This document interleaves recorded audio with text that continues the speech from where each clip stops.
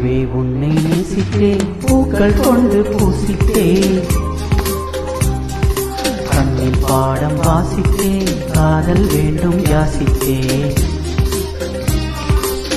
சொல்லத்தான் வார்த்தை இல்லை கண்ணே, உள்ளத்தில் ஓசை இல்லை, ஊமைக்கு பாஷை இல்லை, கண்மணியே மௌனம் தானே தொல்லை. நீயா என்ன